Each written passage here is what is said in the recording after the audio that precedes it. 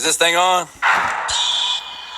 It's your boy Stefan, aka Sneaky G, man.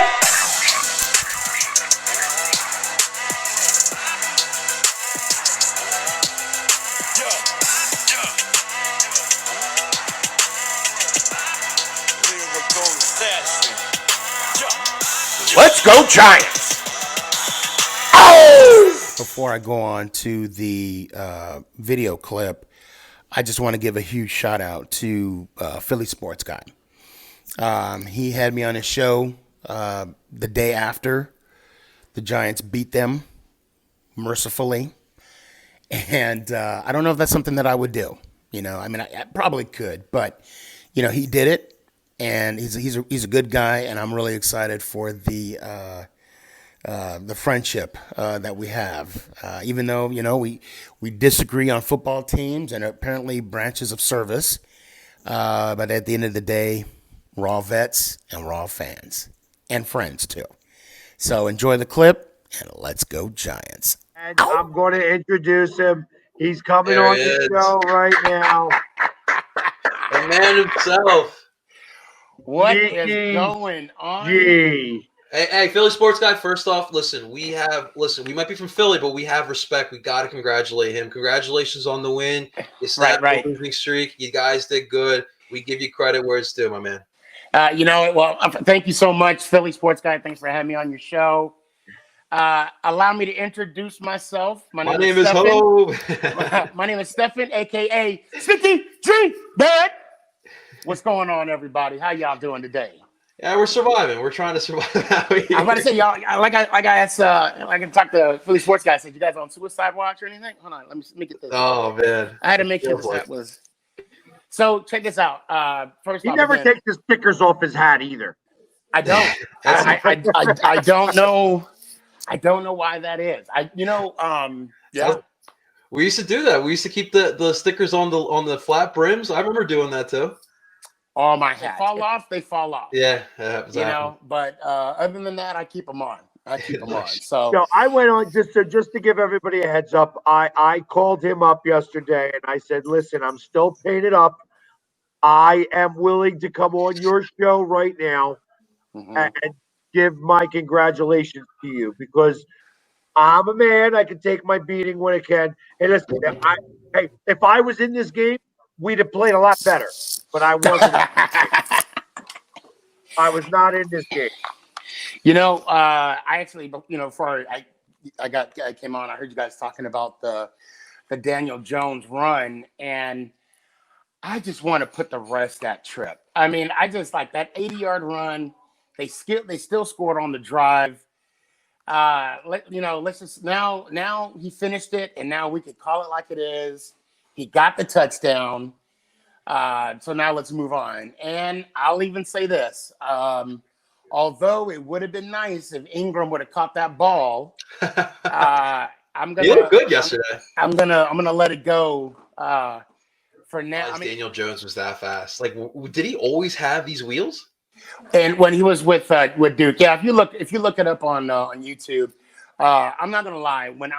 When he got drafted, someone had mentioned to me, they're like, don't be surprised if they go quarterback. Now, they're not affiliated. The person that told me this has nothing to do with the Giants, but they're like, don't be surprised. And I was wanting them to go go defense. But, you know, they went Jones. And then, of course, I YouTubed the shit out of them. Oh, I'm sorry. No cussing? I let it slide. Okay. Well, I YouTubed the crap out of him. And, he was a stud in Duke. And, you know, for what he had around him, he was still good. He was still relevant, made the team relevant. And he was always that fast. So I tell you what. And then he showed it when he played against Tampa, you know, when they took his first start. Oh, man's got some speed. So it was against Tampa that they scored the 20-point. He came back from 20-point deficit to win that game. Yeah, the missed field goal. The second game that he's won in the NFL outside of Washington. Yes. Washington, he's 4-0. Everybody, the rest of the NFL, he was 1-16 until yesterday. Yeah. And we're, as Giants, we're what was it? It was 90 and 75 since 2017 anyway. So yeah, we got a long way to go. So, but I'm gonna accept this win. I'm glad we got it before the bye, and hopefully we can make stuff happen. Dude, you have a chance for the division now. Like, I know. I'm really hoping that. I mean, so when we beat Washington, I've been saying, I'm like, I hope we could carry over that momentum into the Philly game, and we did. Jones didn't fumble. He didn't throw any picks, and neither did Wentz. He played a pretty spot on game. And the defense, I just can't talk enough about the defense. They made the plays that need to be made, and they kept us in the game, and they actually kept us in the lead. So, I mean, I'm all around, I'm happy. Well, and one of the things that you said, what we talked about on a show earlier in the week, was that you thought that they could run. If the Giants could run the ball a little bit, that they had a chance to win. And I said, no, that there's no chance of you guys running the ball. And you guys ran for 150 yards on us, which is, when Jones is your best rusher, he had 61 yards on 9 and 10. But obviously it was like 2 of those runs were the touchdowns, obviously. So right. Deal, you know what I mean? Or at least the one was. The other one, he got down to the 1 yard line, and Solomon actually flew into the end zone. Right, yeah. And I feel like that was, when I watched the game again, because after your show, that's right. I got all the makeup. And I did watch the game again. I felt like that our defensive line just quit on that play. When somebody is flying over that high, like I said, literally all it took was somebody to just stand up and stop him. He's not that big of a guy. You know what I mean? So yeah. I'm trying to fix mine. Very good. Yeah. Goldman really stepped up, though. Like, I just remember watching him in the national championship when he was with Clemson, and then he gets drafted by the Giants, obviously, with Saquon Barkley there. The spotlight's all on Saquon. But next year, you go in with Saquon and Goldman. That's a nice back. Yeah. And, I mean, I'm a little – I don't know if I should be upset about Freeman or their lack thereof. But, I mean, injuries happen. And I just don't remember Freeman being injury prone when he was with Atlanta. And with Goldman stepping up, and even Morris. Where did he come from? I thought he was out the league. Yeah, you know what? I don't care where he came from. I'm glad he's still playing. And if you guys remember, too, with Morris, he was on that Pimp My Ride show. Where he had that old car, and he was like, I'm keeping this. This is my baby. And they pimped it out. They made it look a little bit better. And I tell you what, he's pimping out our running game. So I'm happy. I am not complaining. Well, and he's an NFC East guy. So he's been playing against the NFC East his entire career. He knows how these guys are. And Morris has actually traditionally been a guy who's beaten us. Even when he was with Washington, he's traditionally beaten us. So that wasn't a surprise to see him actually run a little bit. But it's been I tell you, it was very frustrating to watch on my side, and it was even more frustrating to watch a second time around. Right. And talk a little bit about your coaching staff moving forward here. Like obviously he's a Philly guy, so I'm gonna keep the Philly flair on this show because I keep losing people. Right now, everybody's dropping off because you're getting to talk all your talk here. So let's keep it Philly here. I went from 25 people watching down to 4. So obviously, I'm going to give you I'm going to give you a little bit more time to talk about your coaching staff right now and what the head coach has done so far coming into New York. Well, you mean with Judd? Yes. Well, so I will say about Judd. And then we'll get into Garrett and then also talk about Graham a little bit. I just love Jared's philosophy that he put together, Nolan and Belichick. Not Nolan. Saban. I'm sorry. Saban and Belichick. He put that philosophy together. The team is starting to believe in him. And that is a head coaching wise. His evaluation of players. I mean, of course, you can't really see it, but I mean, just the way that the players are coming together now, and the way that he's enforcing the fact that we can, to believe in what we can do as a team. Now, with the defensive side of the house, I'm going to be honest. I'm not even going to say the defensive coordinator's name from last year, because his scheme and his philosophy was unrealistic. But Graham is putting together a solid team, or a solid defense. And with the pickup, I mean, of course, when you have Bradbury, Logan, Martinez, and Julius, what's his name? Not Julius. Flackwell. I mean, when those guys come together, the additions of the free agency market, I mean, that just upgraded our defense. And it took a while for us to gel. I mean, it showed in the San Francisco game. It took a minute, right? Because if you look at it, we've been in every single game except for that one. Now, as far as Garrett, even before he was a head coach with Dallas, when he was an offensive coordinator, he had that top 10 offense. Right. Regardless. That's what we were talking about a little earlier, that he's a great offensive coordinator. Not the best head coach, but a good offensive coordinator. I will say yes and no about the head coach, because you got to remember who the owner is.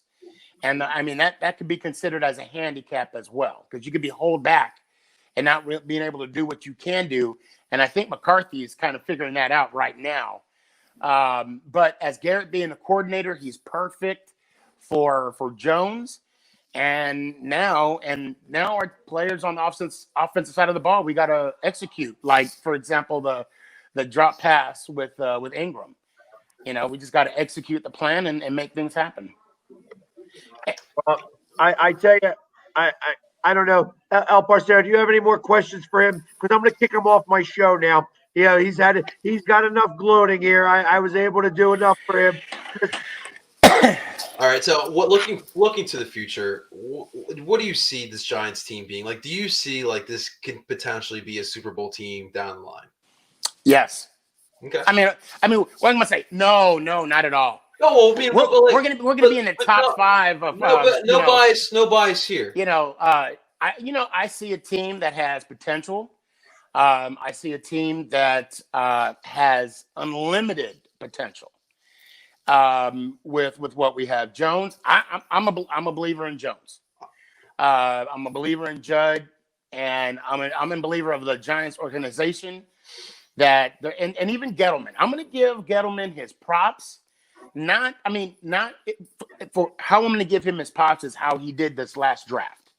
How we picked up an offensive lineman and McKinney. That's huge. Yeah. And then we got a linebacker from Penn State and another offensive lineman. I mean, the fact that he's protecting our prized product, which is Jones and Saquon, and also preparing the defense and stacking up the defense. I'll give him his props on that. I will say you guys have 2 pieces, right? So I think Daniel Jones is a legit franchise quarterback. I will say that. I think Judge is right for what you guys needed. For me, I felt like you guys had talent. I felt like culture was an issue. Like, when you had Odell Beckham, and who's obviously a talented ass player, right. But I felt like the locker room culture was not there. And everyone remembers the Trey Songz boat picture from the play. Right. Like, that's what I remember the Giants before this era here. I feel like now you guys are starting to get some discipline. I am a firm believer that in the NFL, no matter what era it is, whether you're talking the 60s or whether you're talking the 2020s, you still got to win in the trenches. Mm-hmm. And you guys won the game in the trenches, in my opinion, yesterday. So if you guys can build that up, I think that I'm going to be worried. I'm definitely going to be worried. Obviously, Saquon is still there. Goldman seems to be a legit, it's 1-2 punch when Saquon comes back. Right. I think you still need some receivers. I think Slayton is perfect for he's a security blanket for Daniel Jones, but I still think you need some other receivers. So I will say that I'm a little worried about the Giants, but we'll see what they can do in the next couple of years. You got a good team there. You're right. Now, the receiving core, Slayton, I think is great, but we do need that number 1 receiver, Beckham-like, if you will. There's a gentleman, is it Chase? Something Chase? Jamar Chase. Yeah, somebody brought to my attention about him, and I looked him up a little bit. I mean, that'd be a nice pickup. He was the best receiver of that LSU team last year, and you guys know what the LSU team was. Yeah. And you know what? And I'm going to say this to your Philly fans. And it's actually, I'm giving you guys a compliment, and no Philly sports guy is not paying me for this. And hopefully, hold on a second. Are you guys serious? You gotta love it. It's live, right? You gotta love it. It's all good. We're dog people here, right? And yeah, I got a little shit poo. I just had to say that because I just like saying shit poo. He just wants the curse. Yeah. We have a black dog named Blue. Go figure, right? So I actually came across a radio interview, 94 Whip. I don't know if you guys... WIP, WIP, yes.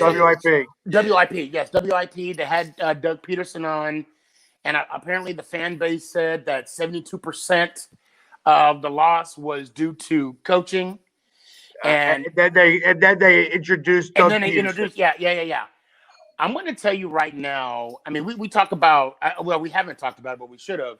Like Odell Beckham being a leader or an issue, more so whatever he was. But with Daniel Jones being a leader, I'll tell you what, your head coach stepped up to the plate and said, put it on me. I'll deal with the players, but you put it on me. I'm a big guy. I could take it. And I got to say, if you have a leader that, appreciates and exhibit the example of integrity, accountability, you guys are good. That owner, I swear to God, if I was the owner of Philly, of the Eagles, I'd have been like 10-year extension. Boom. Accountability. Yeah. Well, listen, the Philly sports guy and myself, we both agree that, Doug has shown he's a great leader. He knows how to motivate these guys, and these guys play for him. Where we criticize him has been the game planning and the play calling. He loves to take control of the offense, and I get it. He's an offensive-minded guy. He was an offensive coordinator, but the play calling is not working right now, and he's not catering to Carson Wentz's strengths. The Philly sports guy and I see what Carson Wentz can be. We've seen the elite stuff from him, but there's just a disconnect right now with the play calling and Carson Wentz, and that's got to get fixed. But we agree, he's a good leader. He's won a Super Bowl. There's a reason why he won a Super Bowl. And the guys do show up to play with him. We'll see what happens at the end of this season, but I will agree with you there. All right, and I'm going to call it there, all right, because I got to already buy a shirt of his and wear it on my show here. Oh, man. Hey, my face is gonna look so good on your chest. Oh, I can't wait. All right, there you go. I let it. What is it? Oh yeah, you follow me on TikTok, right? I've seen you. I might do. Because of obviously the Philly sports guy. Well, if you do, hit me a message and I'll follow you right back. I got you. Man. And maybe you could get a shirt too. You guys would be twinning. I'm down to support anyone who's out here grinding, my guy. I appreciate that. Where else could they find you? Just real quick, where else could they find you? Oh, I appreciate that. Basically anywhere. Instagram, sneakygman. TikTok, sneakygman11. YouTube, sneakygman. Twitch, sneakygman. There's 2 N's. Facebook, sneakygman. What do you call it? Snapchat, sneakygman. And you can definitely find him on TikTok. If you know me on TikTok, you can hear Sneaky G because he loves right now. He's rubbing my nose in it right now. He's rubbing my nose in it right now. Guys, that's why we love the NFC East. Right. Hey, and tell me you love that video of you just sitting there when it was playing Oh Happy Day. Please tell me you love that one. That was classic. Oh, I didn't see that one. Oh, okay. Yeah. What about the age like wine? He's sitting there doing happy day, and I'm sitting there just going, all painted up still. He's playing his songs. I get it. I listen. I take my beating. Right. I take my beating. And that's what happened. And as did I. I sang the song. Not very well. and with the guy. With the Dallas Cowboys fan behind me with the poop, in his mouth. Oh no, that was a Philly fan. Come on, that was the Eagles. That's part of your guys' family. That's your guy. Not part of my family. Like I said, I'd have known better. Anyway, Sneaky G, thank you so much for coming on. Oh, man. I really do appreciate it. Hey, guys, last but not least, let's go Giants. Let's go Giants. Oh!